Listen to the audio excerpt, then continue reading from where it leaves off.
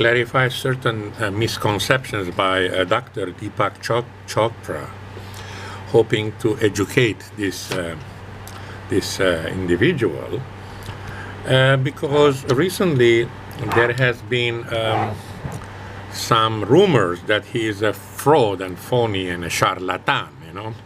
I may not think that he's a crook, but he is ignorant in many aspects of this field of quantum consciousness. So self-awareness and all the particles and possibilities that exist, and basically Dr. Chopra is very naive to believe that consciousness is a quantum of superimposition of possibilities, because he claims that a perceptual experience is a reality and a sequence of events in our consciousness, but he doesn't understand that this is not a convoy of camels nor white Indian sacred cows crossing the railroad tracks. You see, Dr. Deepak Chopra is a very, I don't want to say intelligent, but he's a very conscious person, and he has a quantum awareness in his psyche, but he's unable to convert the possibilities to particles through mathematical formulation. You see, that's where Dr. Deepak Chopra fails tremendously. And a certain fundamental reality versus a perceptual reality is what he lacks a maturity, you see. Okay? So to precipitate possibilities into human, experiences.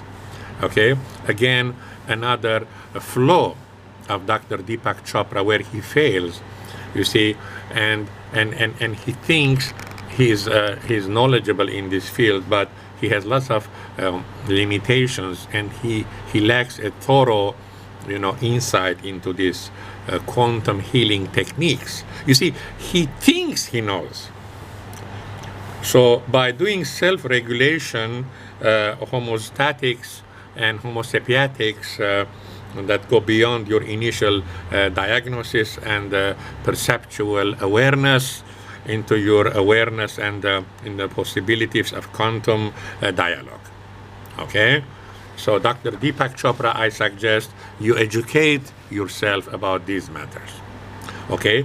Also, when particles are no longer observed and interacting, and they have possibility waves, because Mr. Deepak Chopra doesn't understand that his brains may vibe in a certain awareness which is quite different than the average mankind, which we understand. He is different. Deepak Chopra is quite different, okay? So anyway, the actual versus the potential universe is another of the limitations of Dr. Deepak Chopra. And then your real identity is the total emancipation through inceptions of this universe, also known as God. Unfortunately, I suspect that Dr. Deepak Chopra is indirectly telling us that he is God.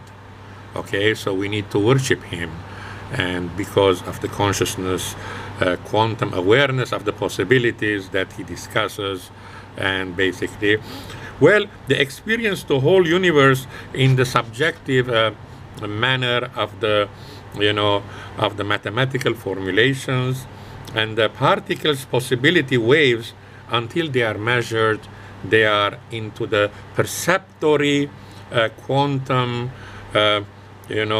precipitate healing mode, and basically all the medicine and the ramifications that they present, and the cure for cancer, all may be achieved through particles, possibilities of particle waves, until they are measured and healed.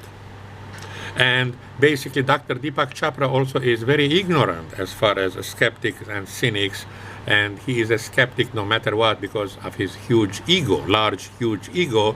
So no matter what you tell him, it's not, basically he will always be a skeptic and argue with you, and he will never understand that quantum healing is by self-regulation, homostatics, homophoic metabolism is achieved, And then also neural. He talks about neural networks and create, inspire, and without a dualistic language.